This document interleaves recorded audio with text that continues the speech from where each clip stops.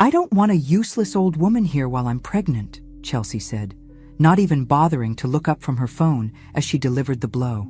I watched my son Brian nod in agreement, and something inside me shattered like glass hitting concrete. "You should find a new place to live, Mom," he added, his voice matter-of-fact, as if he was discussing the weather instead of throwing his 64-year-old mother out onto the street. "If you're watching this, subscribe and let me know where you're watching from." The backstory? Well, 6 months earlier, I'd sold my beautiful 3-bedroom home to help Brian and Chelsea with their down payment. "It's temporary, Mom," Brian had promised, "just until we get on our feet." Of course, their version of getting on their feet apparently involved kicking me to the curb the moment I became inconvenient. I'd been living in their converted garage for half a year, paying them rent, cooking their meals, and doing their laundry while they saved money. I'd even helped Brian with the electrical work and flooring when we converted the space, skills I'd picked up helping my late husband with home projects for 30 years. Chelsea's pregnancy had been difficult, and I'd been happy to help. Foolishly, I thought I was being useful. Turns out, I was just being used. "Where exactly am I supposed to go?" I asked, proud that my voice didn't shake. Chelsea finally looked up, her expression cold. "That's not really our problem, Dorothy. We need the space for the baby's nursery." Brian shifted uncomfortably. "There are senior communities." "Mom, nice places. You'll meet people your own age." "Right, because apparently 64 was ancient, and I needed to be put out to pasture. I'd raised this boy as a single mother after his father walked out. I'd worked 2 jobs, missed sleep, and sacrificed everything to give him opportunities. And this was my reward, being tossed aside like an old appliance that had outlived its usefulness. But here's the thing about being underestimated your whole life. You learn to keep your cards close to your chest. And boy, did I have cards they didn't know about. "Fine," I said calmly. "I'll be out by the weekend." Chelsea smirked, thinking she'd won. Brian looked relieved. Neither of them noticed the small, satisfied smile playing at the corners of my mouth as I walked back to the garage.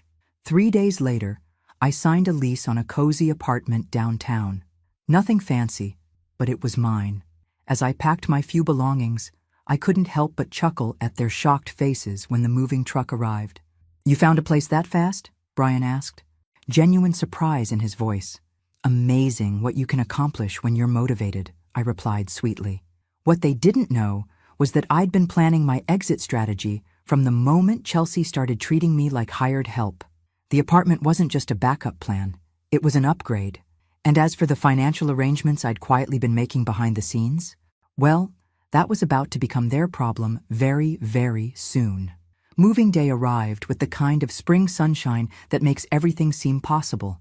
As I supervised the movers loading my meager possessions, I caught Chelsea watching from the kitchen window, her face twisted with what looked suspiciously like regret. "Too little, too late, sweetheart." Brian appeared at my elbow as I climbed into my car. "Mom, maybe we were hasty. If you want to stay—" "No thank you, dear," I interrupted, my voice sugary sweet. "You made your position quite clear. I wouldn't want to be a burden." The guilt was eating at him now, I could tell. Good. Let him stew in it for a while. My new apartment was everything their garage wasn't. Bright, clean, and mine.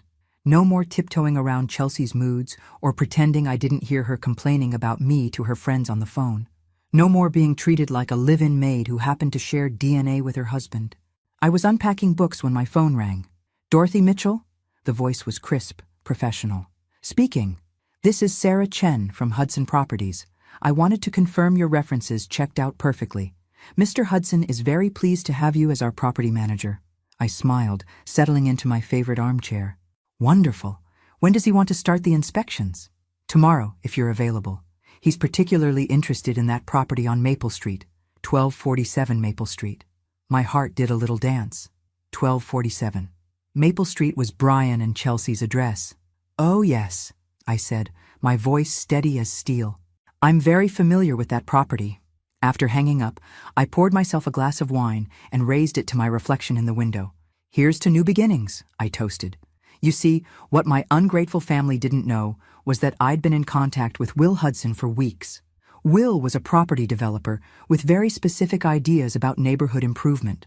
He'd been buying up houses in Brian's area, renovating them, and either flipping them or turning them into high-end rentals. When I'd learned he was already evaluating properties in Brian's neighborhood, I'd mentioned my situation during our initial conversation. Will's interest in that specific address had been immediate. "That's a prime location," he'd said. "Perfect for our next project." I'd been completely honest about my situation. Well, mostly honest. After being kicked out, I'd started looking for work and contacted Hudson Properties about consulting opportunities. I might have emphasized how cramped the garage conversion was, how the property could really use some updating, and how the current owners seemed overwhelmed by homeownership. Will had offered me a job as a property inspector and acquisition consultant. Decent pay, flexible hours, and the satisfaction of helping identify properties that needed improvement. Tonight, I'd sleep peacefully in my own bed. Tomorrow, I'd begin my new career. And by this time next week, Brian and Chelsea would understand exactly what happens when you throw away someone who's been protecting you from consequences you never saw coming. The next morning, I met Will Hudson at a coffee shop 3 blocks from Brian's house. He was exactly what I'd expected from our phone conversations. Mid-40s, sharp suit, the kind of confident smile that meant business was good. "Dorothy, pleasure to finally meet in person," he said, standing to shake my hand. "I've reviewed your paperwork. Your knowledge of this neighborhood is exactly what I need." We spent an hour discussing his development plans. Will wasn't just buying random houses. He had a vision for transforming the entire area into an upscale community. Property values would triple, which was fantastic news for anyone who wanted to sell.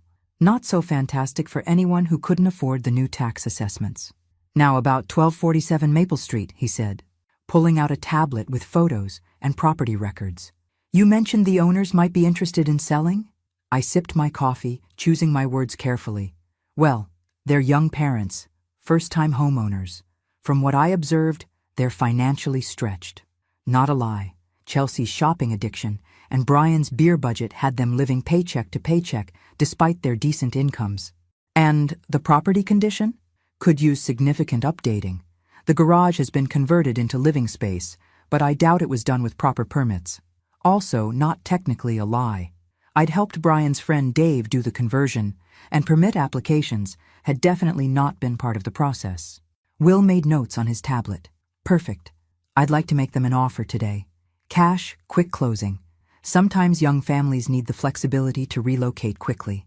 2 hours later, I found myself walking up the familiar driveway at 1247 Maple Street, clipboard in hand, following Will Hudson to the front door. Through the window, I could see Chelsea's surprised face as she spotted us approaching. Brian answered the door, work shirt wrinkled, looking like he'd had about 3 hours of sleep. "Can I help you?" Will stepped forward, business card extended. "Mr. Mitchell? Will Hudson, Hudson Properties. This is Dorothy, my property assessment consultant." I watched Brian's brain try to process the information. His eyes flicked to me, confusion and dawning recognition warring on his features.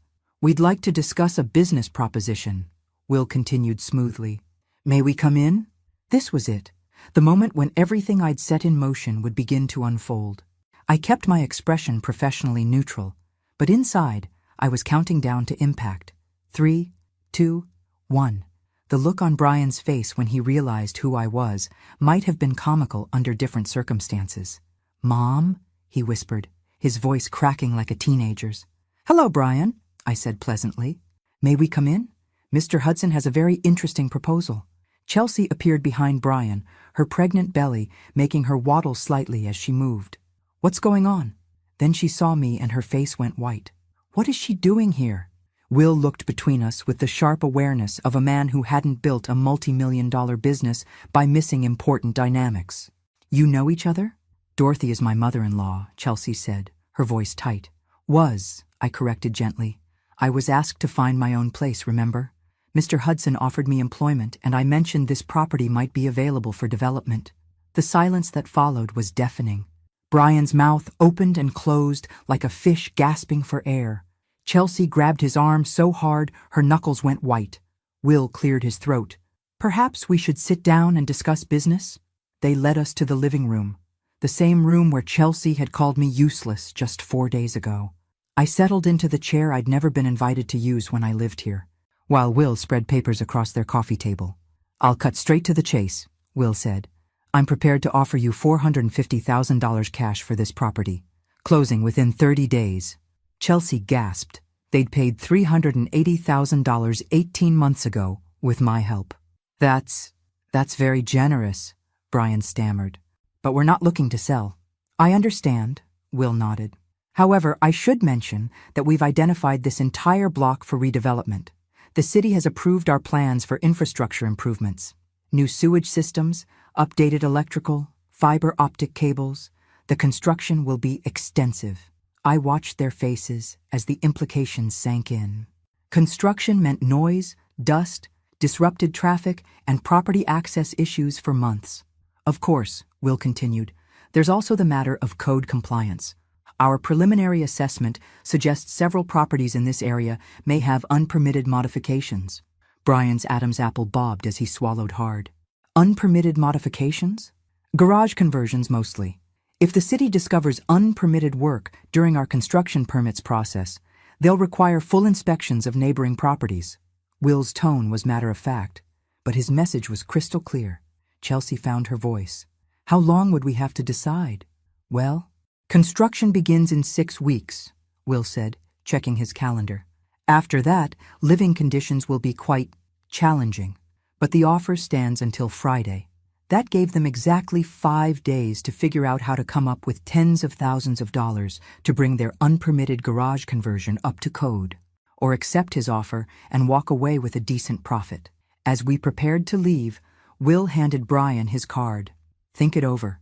Dorothy can answer any questions about the development timeline." Standing on their front porch, I allowed myself one small moment of satisfaction. "Take care, you two," I said warmly.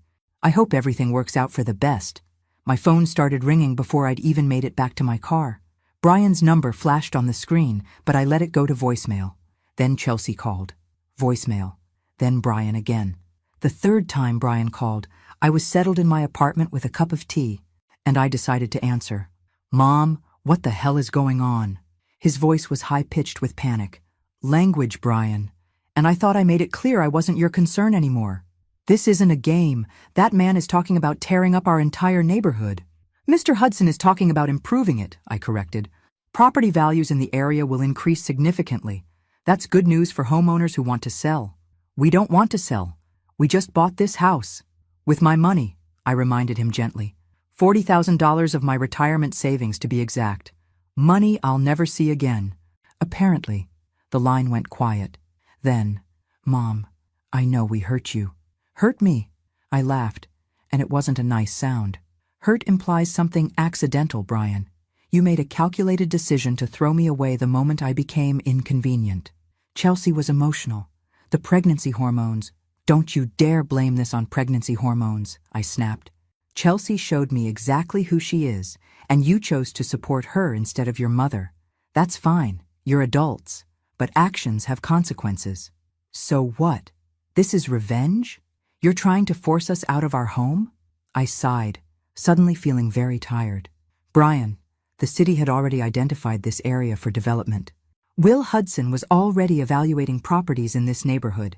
I just confirmed that your house had the kind of issues he looks for in acquisition targets. You could have warned us. Like you warned me before deciding I was useless?" The words came out sharper than I intended, but I didn't take them back. Another long silence. Then, "What do you want from us?" "I don't want anything from you anymore," I said, and realized I meant it. I wanted respect. I wanted to be treated like family instead of hired help. But it's too late for that now. "Mom, please, Chelsea is pregnant. We need stability." Chelsea should have thought about stability before she decided to bite the hand that was feeding her. I hung up before he could respond. An hour later, someone was pounding on my door. Through the peephole, I saw Chelsea, mascara streaked down her cheeks, her face blotchy with tears. I opened the door but didn't invite her in. "Please," she said without preamble. "I'm sorry. I was wrong. I was stressed about the baby and I took it out on you. But this is insane. You can't destroy our lives because I said something mean." I leaned against my door frame, studying her. 6 months ago, this woman had systematically excluded me from family dinners, holiday plans, and even conversations in my own son's house. She'd made it clear I was unwelcome, unwanted, and unnecessary. Something mean, I repeated. Is that what you call it? I was wrong, she wailed. I admit it, but we're family. No, I said quietly. Family doesn't throw each other away. You made sure I understood I wasn't family. I'm just the woman who helped you buy your house. We'll pay you back. With what money? You're living paycheck to paycheck, and you're about to have a baby. Even if you wanted to pay me back, you couldn't. Chelsea's face crumpled completely. What do you want? How do we fix this? The question I'd been waiting for. The one that would determine whether this story had any chance of a happy ending. You want to know how to fix this? I asked Chelsea, who was still crying on my doorstep like a broken sprinkler system. It can't be fixed. You can't unring a bell, sweetheart. Her face went through about 6 different emotions before settling on desperate anger. So that's it? You're going to ruin us because your feelings got hurt? My feelings got hurt, I repeated slowly. Chelsea, you called me useless to my face and convinced my son to throw me out of his house. I sold my home to help you, and you repaid me by treating me like a burden you couldn't wait to discard. I said I was sorry. You said you were sorry because you need something from me. There's a difference. I watched her process this, her hand moving protectively to her belly. For a moment, I almost felt sorry for her. Almost. Look, I continued, Will Hudson's offer is fair. More than fair, actually. You'll make money on the sale, and you can buy something better in a different neighborhood. We don't want a different neighborhood. We want our house. Then you should have thought about that before you decided to alienate the one person who was protecting you from exactly this situation. Chelsea's eyes narrowed. What do you mean, protecting us? I smiled, and it wasn't entirely kind. Honey, do you think it was an accident that Will Hudson contacted you the week after I moved out? Do you think it's a coincidence that he suddenly became interested in your specific street? The color drained from her face as understanding dawned. You see, Will and I have been having conversations for weeks. Lovely man. Very interested in neighborhood development opportunities. And I've been very helpful in identifying properties that might benefit from his attention. You planned this, she whispered. I planned to protect my family, I corrected, right up until the moment my family made it clear they didn't want my protection. Chelsea's phone buzzed. She glanced at it and her face went even paler. Brian's coming over. Good. It's time we all had an honest conversation. 10 minutes later, Brian burst through my door like his hair was on fire. Mom, we need to talk. Chelsea said you admitted you set this whole thing up. I admitted no such thing, I said calmly. I explained that I've been consulting with Mr. Hudson about neighborhood development opportunities. Your property happened to be of interest to him. That's the same thing. No, Brian, it's not. Setting it up would imply I created the problem. I simply stopped preventing it. He stared at me, confusion written all over his face. What does that even mean? I walked to my kitchen and pulled out a manila folder I'd been keeping in my junk drawer.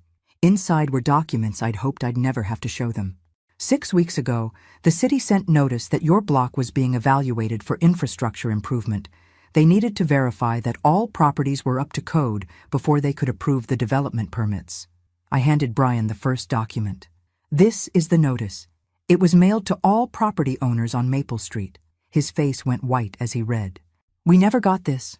Because it was sent to the previous owners, who forwarded it to their real estate agent, who contacted me since I was listed as the down payment contributor on your mortgage application. Chelsea grabbed the paper from Brian's hands. You've had this for 3 months and never told us? I've been handling it for 6 weeks, I corrected.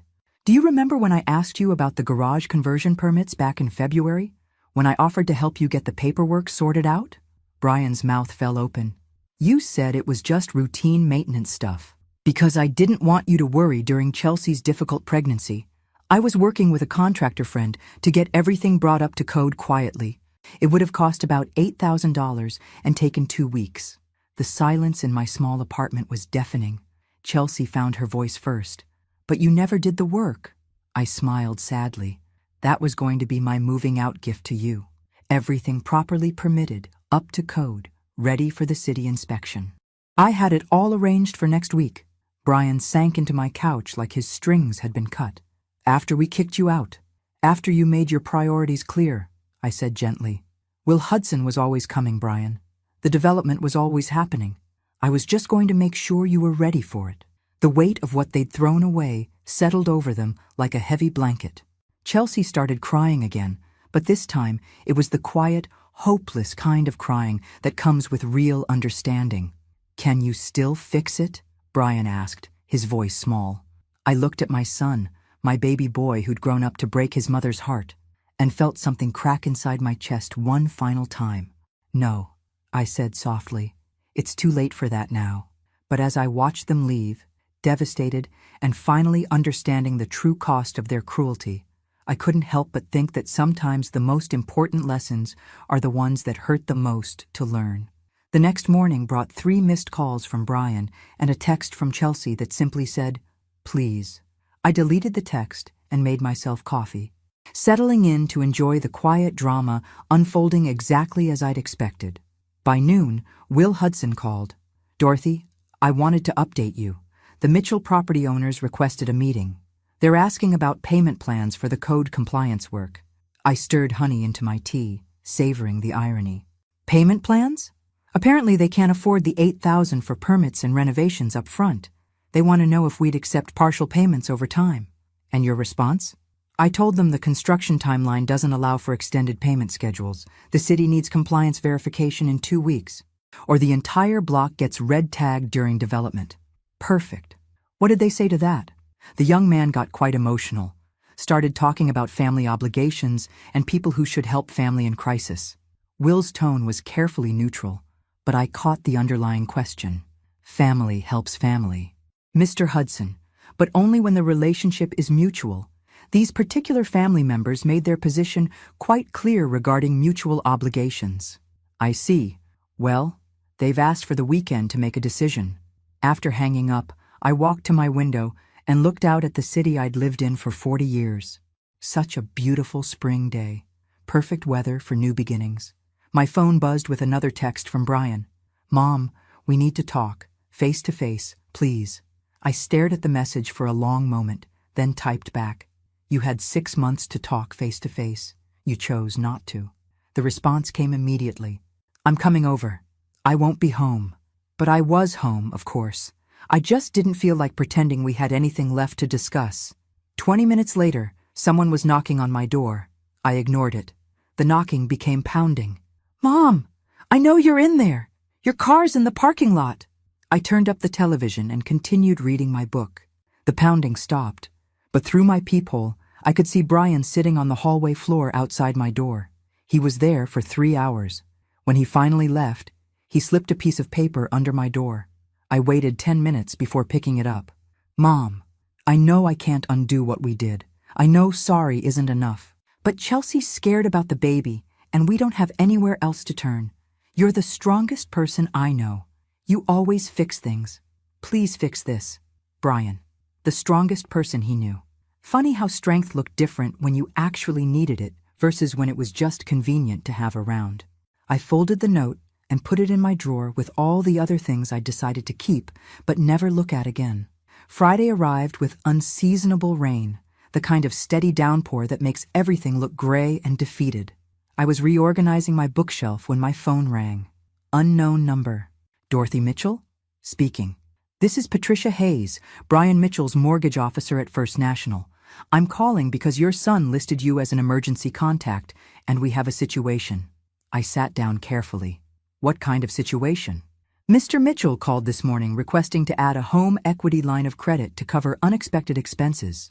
However, our property assessment flagged some issues that need resolution before we can approve additional lending." "What kind of issues?" "Unpermitted modifications to the structure. Our appraiser noted that the garage has been converted to living space without proper documentation. For us to proceed, the property would need to be brought into code compliance." I almost smiled. The mortgage company had discovered the garage issue independently. Perfect timing. "I see. And why are you calling me?" "Your son seemed to think you might be able to help with the compliance costs. He mentioned you had experience with home renovation projects." "I do have experience," I said carefully. "What exactly did Brian tell you?" "He said his mother was in construction management and had offered to oversee the permit process. He seemed quite confident you'd handle the situation." Construction management. I'd been a secretary at an insurance company for 30 years, but apparently Brian was willing to say anything to get what he needed. Ms. Hayes, I think there's been a misunderstanding. I'm not currently in a position to assist with this project. Oh, long pause. Mr. Mitchell was very insistent that you'd already committed to helping. Mr. Mitchell was mistaken. After hanging up, I sat in my quiet apartment and tried to process what had just happened. Brian had told his mortgage company I was going to pay for the repairs, not asked me, assumed it. Even now, even after everything, he still thought I existed to solve his problems. My phone rang again. Brian this time. Mom, Patricia Hayes said you refused to help with the permits? I didn't refuse anything. I corrected her misunderstanding about my involvement. You told me you had it all arranged. The $8,000, the contractor, everything. I had it arranged when I lived in your house and considered myself part of your family. That arrangement died when you threw me out. This is insane. You're destroying us over hurt feelings. Something snapped inside me. Hurt feelings? Brian, do you have any idea what you've put me through? I sold my house, my home, to help you buy yours. I lived in a garage and paid you rent. I cooked your meals, cleaned your house, and tried to stay out of your wife's way while she treated me like dirt. Mom, I'm not finished. When I needed support after losing my home, you made me feel like a burden. When I needed family, you chose your wife's comfort over your mother's dignity. And now, when you need something, suddenly I'm family again? The line was quiet for so long, I thought he'd hung up. What do you want from us? He asked finally, his voice small. I want you to solve your own problems for once in your life. Saturday morning brought unexpected visitors. Through my peephole, I saw Chelsea's parents, Frank and Linda Morrison. I hadn't seen them since the wedding 2 years ago. I opened the door, genuinely curious. Frank, Linda, what brings you by? Linda looked uncomfortable, but Frank got straight to the point. Dorothy, we need to talk about this situation with Brian and Chelsea. I invited them in, made coffee, and listened as they explained that Chelsea had called them in tears, begging for money to fix permit problems with their house. She's 8 months pregnant, Linda said. The stress isn't good for her or the baby? Frank leaned forward. Dorothy, we know there was some kind of family disagreement, but surely we can work this out. We're all adults here. What exactly did Chelsea tell you happened? They exchanged glances. She said you moved out after an argument about privacy, that you were upset about not being included in baby planning. I set down my coffee cup carefully. Is that all? She mentioned you were hurt that they wanted to use the garage for the nursery instead of having you live there permanently. Interesting. So Chelsea's version had me as an oversensitive old woman who couldn't handle reasonable boundaries. Frank, Linda, let me tell you what actually happened. I walked to my kitchen drawer and pulled out the folder with the city notices. 3 months ago, I received these documents. I laid out the entire timeline. The code violations, my arrangements to fix them, the costs I was prepared to cover, and the exact words Chelsea had used when she kicked me out. Linda's face went very pale as I spoke. Frank's jaw tightened. She called you useless? Linda whispered. Among other things. Frank stood up abruptly. We raised her better than that. I'm sure you did. But people change when they get comfortable taking advantage of kindness. Dorothy, Linda said carefully, what would it take to fix this? Not just the house situation, but the family situation. It was a fair question from people who genuinely seemed to care about doing right. Linda, some things can't be fixed. Chelsea showed me who she really is when she thought it was safe to do so. Brian chose to support her rather than defend his mother. Those are character reveals, not momentary lapses. Frank nodded grimly. So what happens now? Now they deal with the consequences of their choices, just like everyone else does. And the baby? The baby will be fine. They'll sell the house to Will Hudson, make a profit, and find somewhere else to live. Chelsea will have learned that actions have consequences, and Brian will have learned that his mother isn't a bottomless well of unconditional support. As they prepared to leave, Frank turned back.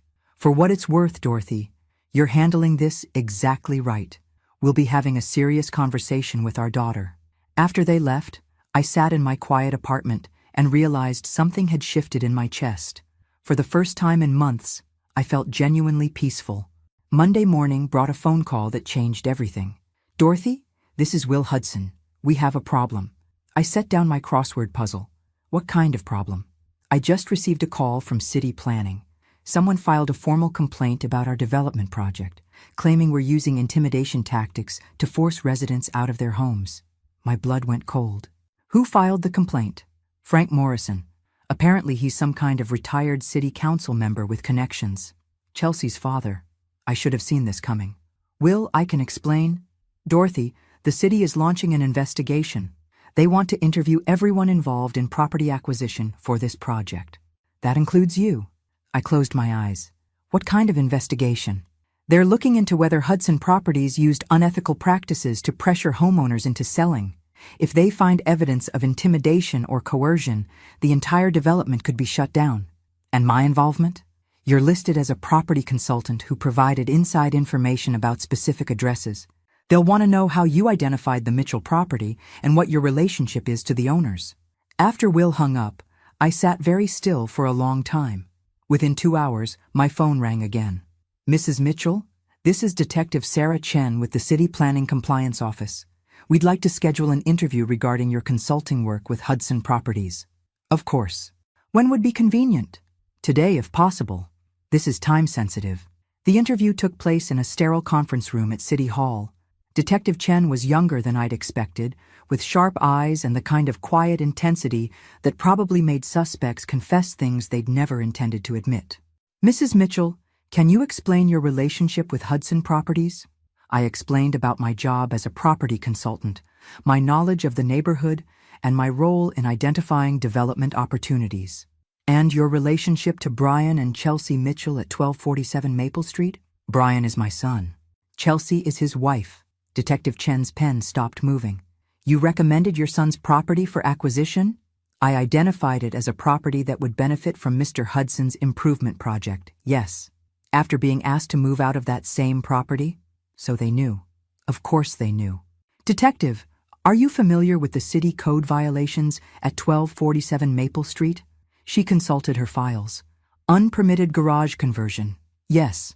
I spent 6 weeks trying to help my son resolve those violations. I arranged for contractors, secured permits, and was prepared to pay for all compliance work.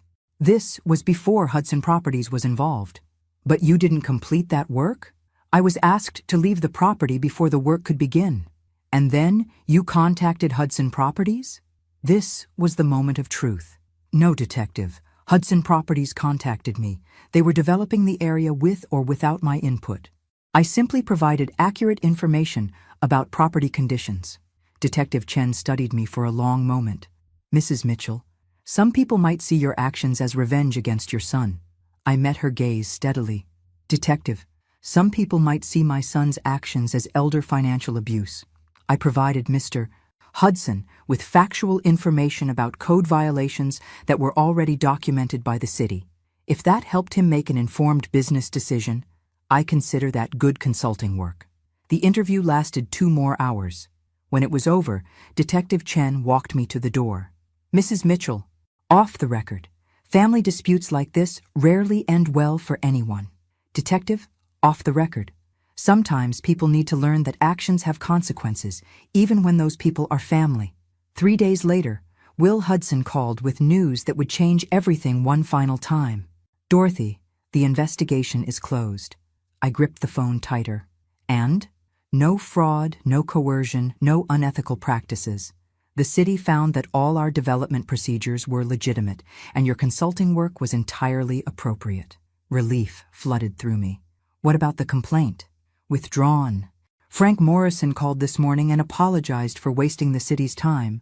Apparently, he had some enlightening conversations with his daughter. That afternoon, my doorbell rang. Through the peephole, I saw Brian and Chelsea, both looking like they'd aged 10 years in the past week. I opened the door but didn't invite them in. Mom, Brian said quietly, we owe you an apology. Several apologies, Chelsea added, her voice barely above a whisper. I waited. My parents told us what you did, Chelsea continued, how you tried to protect us, how you were fixing everything, and we— Her voice broke. We threw it all away, Brian finished. We threw you away. I looked at my son, really looked at him. He'd lost weight, had dark circles under his eyes, and looked genuinely devastated. "Yes," I said simply. "You did. Can you forgive us?" Chelsea asked. It was the question I'd been dreading, because I wasn't sure of the answer. "I can forgive you," I said finally. "But I can't forget what you showed me about who you really are when you think it's safe to be cruel." "We want to make it right," Brian said desperately. "How?" They looked at each other, then back at me. "We don't know," Chelsea admitted. "We don't know how to fix what we broke." "You can't fix it," I said gently. "But you can learn from it.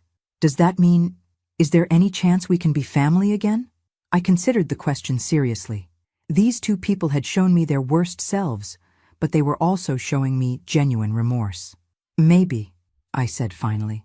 "But it would be a different kind of family, one based on mutual respect instead of convenience. One where my value isn't measured by my usefulness." Hope flickered in Brian's eyes. "We can do that. Can you? Because Chelsea, the next time you're stressed about something, are you going to take it out on me? And Brian, the next time you have to choose between your wife's comfort and your mother's dignity, which will you choose?" They both started to answer, then stopped, understanding that these weren't rhetorical questions. "Think about it," I said. "Really think about it. And when you have honest answers, call me." 2 weeks later, they sold the house to Will Hudson for $450,000. After paying off their mortgage and closing costs, they walked away with $60,000 profit. They bought a smaller house in a different neighborhood, a house they could actually afford without anyone's help. Chelsea had the baby, a healthy girl they named Dorothy. It took 6 months before we had dinner together again. Not because I was punishing them, but because it took that long for us to figure out how to be family members instead of user and used. Today, a year later, we have a relationship that's smaller but stronger. Chelsea treats me with respect because she learned what happens when she doesn't. Brian makes his own decisions because he learned that his mother won't always be there to fix them. And me? I learned that sometimes the most loving thing you can do is let people experience the consequences of their choices. I'm 65 years old, living in my own apartment, working a job I enjoy, and finally understanding that being family isn't about what you're willing to endure. It's about what you're willing to require. The baby's first word was Gamma. She said it while reaching for me across her high chair, and I cried happy tears because I knew that this little girl would grow up in a family that had learned how to value each other properly. Sometimes, the best revenge is simply refusing to be anyone's victim ever again. Thanks for listening. Don't forget to subscribe and feel free to share your story in the comments. Your voice matters.